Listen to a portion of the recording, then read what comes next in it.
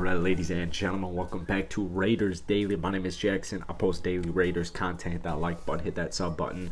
Today we're going to be talking about the strengths, weaknesses, and the X factor for the Las Vegas Raiders. My hopes are very high, and guys, the start of the regular season is officially here. We have kickoff on Thursday, and we have Raiders versus Chargers week 1. It is going to be one hell of a game, man. It's just going to be such a fun game.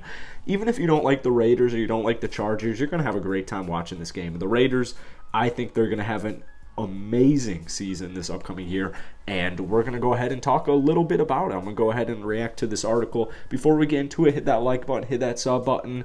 You guys literally, once again, changed my life. We're at like 4.5K subs. It's just the last week has been completely life-changing, and I'm moving to Florida in like 3 days, so it's just making my move feel a lot less stressful, and I appreciate all the love you guys have been showing me. So just trying to hit 150 likes on today's video.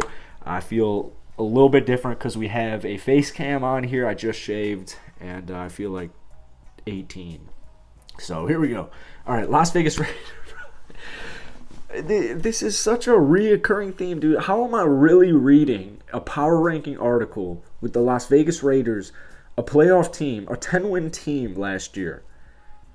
21? Dude, I made a video like 2 weeks ago or last week, and they had the Raiders ranked at 18th, and I was so confused. How do you like genuinely have them at 21? We'll go through it. All right. Biggest strength. The Davante Adams addition gives the Raiders passing attack the receiver that it was really missing. Derek Carr ranked first in PFF passing grade on throws between the numbers in 2021 as compared to 22nd on throws outside the numbers. But now he is truly one of the elite route runners in the league who can win consistently on the outside at his disposal. Added Hunter Renfrow and Darren Waller, and Las Vegas passing game has the potential to be explosive in 2022. So I already know they're setting it up for, yeah, this is great. They got Davante Adams, the best wide receiver in the league, but their offensive line sucks. I guarantee you, I tried really hard to not read it so I could give you a genuine reaction, but I just know for a fact that is what the weakness is going to be. The strength is right on the money. You know, it's right on the money, and it's the Raiders' offense. And we'll talk about it probably in a second here about the offensive line, but I really genuinely am not that worried. As far as the receiving core goes, first off, I love the moves that they made. You went out there and you made a big ball move in getting Davante Adams, the best receiver in the league, dude. Take it from me, man. Green Bay Packers fan living out here in Chicago, I've seen plenty of Davante Adams football games. This man is a sight to see. I can't wait to watch him every single day. That's how he's electric.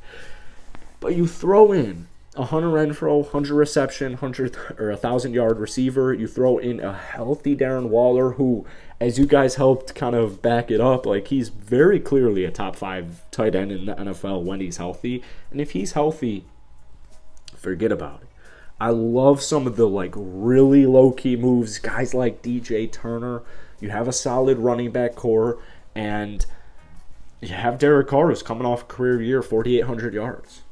So, top 5 offense, in my opinion, 100%. I know I've talked about that time and time again, so I won't rant about it again. But if the Las Vegas Raiders are outside of the top 10 in offense, something wrong happened.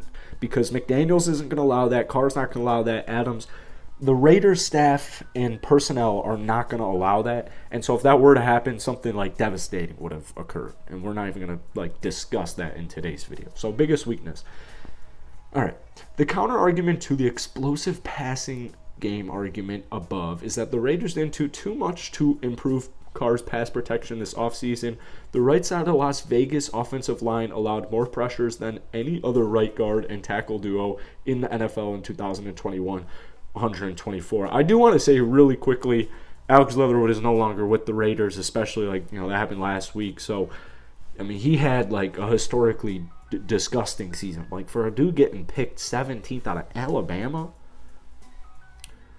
I wonder what Nick Saban has to say about Alex Leatherwood's NFL career thus far. I guarantee you he's going to explode on the Chicago Bears because that seems to be the trend, and it's just depressing, disappointing, but, it is what it is. and it introduces two new starters in Leston Cotton Sr. and Jermaine Illuminor, who don't inspire a ton of confidence. I mean, I'm not trying to like draw conclusions here. I know when you're covering the NFL, like it's really difficult. I cover the NBA as my job, and it can be difficult, especially when the regular season is going on, as we just saw with preseason. It can be difficult to watch every team. This Raiders disrespect is just blatantly apparent anytime I read anything about the Raiders, and I just really want to genuinely say that. I don't know if I've actually come across a non-Raiders like it has to be a Raiders like article. That doesn't make sense. It has to be like owned by like the Raiders, or not the Raiders, but it has to be like a Raider. It has to be associated with the Las Vegas Raiders in some way, shape, or form to hear like positives about this. Lester Cotton Sr. and Jermaine Illuminor, especially Jermaine Illuminor, I have a ton of confidence in. I just want to get that right out of the gate. You got Colton Miller there at left tackle, Dylan Parham left guard, Andre James at center, Leston Cotton Sr. at right guard, right tackle Jermaine Illuminor. I really don't see any reason why they won't be at the very worst adequate. I genuinely think that offensive line is going to be at the very worst adequate. We'll see, though. We'll see. Okay? All right. Here we go. Trayvon Mullen. Oh, here's the X Factor. Sorry, I didn't mention that. Here's the X Factor.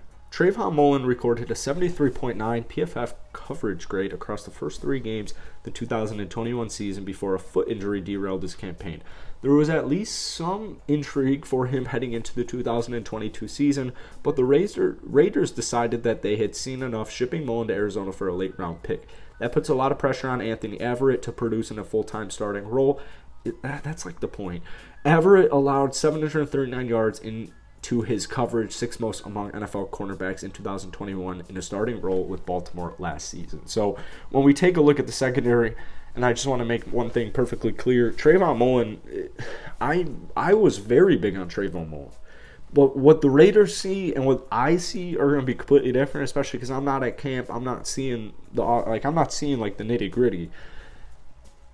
They definitely didn't trust in Trayvon Mullen's ability to just either get healthy or stay healthy. And it's probably the latter. It's probably stay healthy. They probably just don't trust it. And if they don't trust it, I'm not going to trust it either.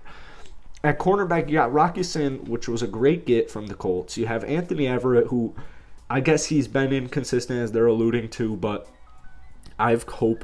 Nate Hobbs, who did 79.4 grade last year. I mean, Nate Hobbs, my U of I guy. This guy is going to break out.